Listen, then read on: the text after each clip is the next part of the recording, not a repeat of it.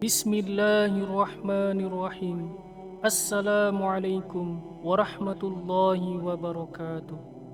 Alhamdulillahi rabbil alamin. Terima kasih kepada saudaraku semua yang sudah like dan subscribe. Semoga kalian semua dipanjangkan umurnya dan diberi keselamatan dunia dan akhirat. Amin ya rabbal alamin. Saudaraku yang dirahmati Allah Subhanahu wa taala. Pada kesempatan kali ini, kita akan membahas mengenai hukum fikih menelan air mani suami dalam konteks Islam. Dalam perjalanan ini, mari kita telusuri pemahaman dan dalil-dalil yang terkait dengan permasalahan tersebut, dengan harapan mendapatkan wawasan yang lebih mendalam mengenai ajaran agama kita. Sebelum menyimak video ini, sempatkanlah untuk berselawat dengan menulis selawat kepada baginda Nabi Muhammad sallallahu alaihi wasallam pada kolom komentar sebagai tanda penghormatan kita kepada beliau. Allahumma salli ala sayyidina Muhammad wa ala ali sayyidina Muhammad. Semoga kita semua yang sudah berselawat akan mendapatkan syafaat dari Rasulullah sallallahu alaihi wasallam di hari kiamat kelak. Amin ya rabbal alamin. Saudaraku yang dirahmati Allah, dalam perjalanan spiritual dan pencarian ilmu, seringkali kita dihadapkan pada pertanyaan yang membutuhkan pemahaman mendalam terhadap ajaran Islam. Perkembangan zaman telah menyebabkan banyak perubahan, termasuk dalam perilaku hubungan suami istri yang semakin beragam dan memicu banyak pertanyaan hukum.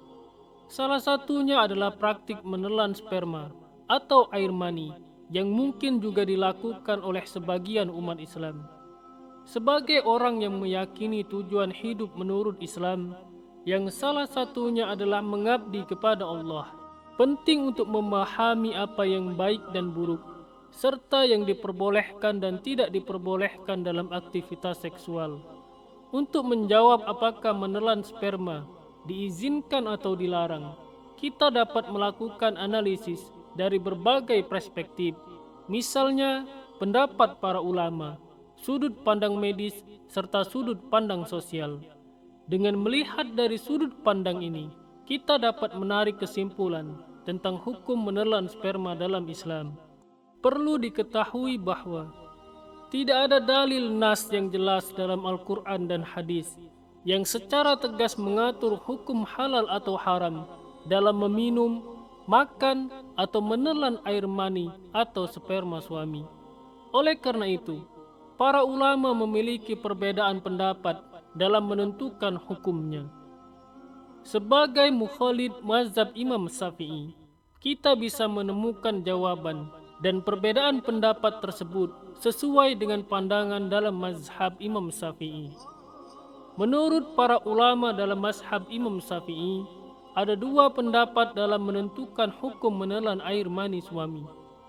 Pendapat pertama menyatakan bahwa menelan air mani suami tidak halal karena dianggap sebagai hal kotor. Dalam pandangan Imam An-Nawawi, menelan sperma atau air mani dianggap sebagai perbuatan yang haram karena sperma dianggap sebagai sesuatu yang buruk. Hal ini didasarkan pada Al-Quran dalam surat Al-A'raf ayat 157. Dia menghalalkan bagi mereka segala yang baik dan mengharamkan bagi mereka segala yang buruk. Oleh karena itu, menelan sperma dianggap sebagai perbuatan yang dilarang. Syekh Abdul Rahman Al-Barak juga berpendapat bahwa menelan sperma adalah perbuatan yang haram. Hal ini disebabkan beberapa alasan, antara lain kemungkinan wanita menelan najis seperti air maji atau sisa air kencing, sehingga sulit dipastikan bahwa yang ditelan hanyalah sperma.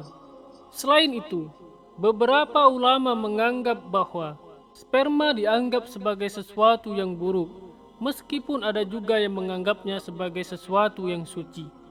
Ditambah lagi, perilaku menelan sperma juga dianggap menyerupai perilaku orang kafir, dungu, pelaku zina, bahkan perilaku hewan yang hanya mencari kepuasan syahwat semata. Oleh karena itu, perilaku ini dianggap sebagai bentuk menyerupai orang yang tidak beriman. Pendapat kedua, dalam hukum fikih mengenai menelan air mani suami, dalam pandangan ulama Syafi'iyah, menyatakan bahwa hal tersebut boleh dan halal karena dianggap suci dan tidak termasuk najis. Dalam kitab Syarh Al-Muhazzab karya Imam An-Nawawi juga dinyatakan bahwa tidak ada dalil yang jelas dalam menentukan hukum halal atau haram dalam meminum, makan, atau menelan air mani, atau bahkan menggunakannya sebagai masker wajah. Penting untuk diingat bahwa tidak semua hal yang kotor dianggap najis.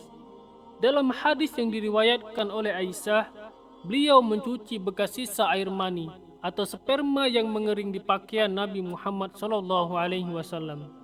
Lalu Nabi Muhammad keluar untuk sholat, meskipun masih ada bekas pada bajunya. Hadis tersebut juga diriwayatkan oleh Bukhari dan Muslim dari Abu Hurairah tentang air mani yang melekat pada pakaian. Kalau kamu melihat air mani, maka cucilah bagian yang terkena saja. Tetapi kalau tidak terlihat, cucilah baju itu seluruhnya. Adapun mazhab Syafi'i yang berpendapat bahwa air mani tidak najis bertumpu pada dalil hadis Nabi Muhammad yang menyamakan air mani dengan dahak dan disepakati kesuciannya oleh Ibnu Abbas. Walaupun Al-Hasan bin Ali bin Abi Thalib memandang bahwa air mani adalah najis sebagaimana air kencing yang telah disepakati kenajisannya. Namun terkait dengan masalah menelan sperma suami, Imam An-Nawawi menegaskan bahwa kita perlu memahami pandangan para ulama yang kita yakini masing-masing secara lebih mendalam. Ini menunjukkan pentingnya kembali kepada pemahaman dan penafsiran ulama dalam mazhab kita, serta mempertimbangkan dalil-dalil yang mereka gunakan dalam menetapkan hukum-hukum agama. Dalam hal ini, meskipun terdapat perbedaan pendapat di antara ulama, penting bagi umat Islam untuk meneliti secara cermat dan mendalam dalil-dalil yang digunakan oleh para ulama dalam menetapkan hukum-hukum agama. Syekh Abi Jahid pernah mengatakan bahwa diperbolehkan menelan air mani karena dianggap suci dan tidak membahayakan. Namun pendapat yang berseberangan datang dari Syekh Abdurrahman Al-Barok yang mengeluarkan fatwa bahwa hukum menelan air mani bagi perempuan adalah haram. Pelarangan ini merujuk pada beberapa argumentasi. Di antaranya adalah aktivitas tersebut menyebabkan masuknya najis ke mulut perempuan, dan tidak ada jaminan kebersihan air mani yang ditelan, terutama jika dikeluarkan bersama cairan yang keluar saat rangsangan. Selain itu, terdapat pandangan ulama bahwa meski air mani suci, seperti yang dipandang dalam mazhab Syafi'i, namun tidak boleh ditelan, karena dikategorikan sebagai barang yang mengandung unsur menjijikkan dan diharamkan segala hal yang buruk menurut Al-Quran, surat Al-A'raf ayat 157. Dan juga Imam An-Nawawi dalam kitabnya Al-Majmum. Perlu diingat bahwa secara umum, setiap yang dianggap najis adalah haram untuk dimakan, sedangkan yang dianggap suci belum tentu halal untuk dimakan. Perdebatan ulama yang membingungkan ini memang harus disampaikan apa adanya. Karena selama ini, umat Islam seringkali hanya mengetahui aturan-aturan tanpa memahami latar belakang dan pertimbangan ulama. Oleh karena itu, keputusan untuk menelan atau tidak menelan sperma suami sebaiknya diputuskan oleh masing-masing individu. Namun, jika merasa jijik atau tidak nyaman, sebaiknya tidak menelan atau memakan sperma suami. Rasulullah SAW sendiri menyuruh kita untuk berdoa, sholat, dan meminta keturunan yang baik sebelum melakukan hubungan seksual. Manusia tidak hanya diciptakan untuk memuaskan hawa nafsu seperti halnya hewan. Dalam hal ini, menelan sperma suami justru menunjukkan pergeseran perilaku seksual yang lebih mengarah pada memuaskan syahwat semata dan mengabaikan upaya untuk menciptakan keturunan yang baik. Jika ini masih membingungkan dan terkesan melarang, tapi sedikit membolehkan, mari kita lihat dari sudut pandang medis. Dari segi medis, air mani atau sperma, menurut beberapa pendapat, mengandung nutrisi penting seperti protein, spermin, dan lainnya yang baik untuk kesehatan tubuh manusia.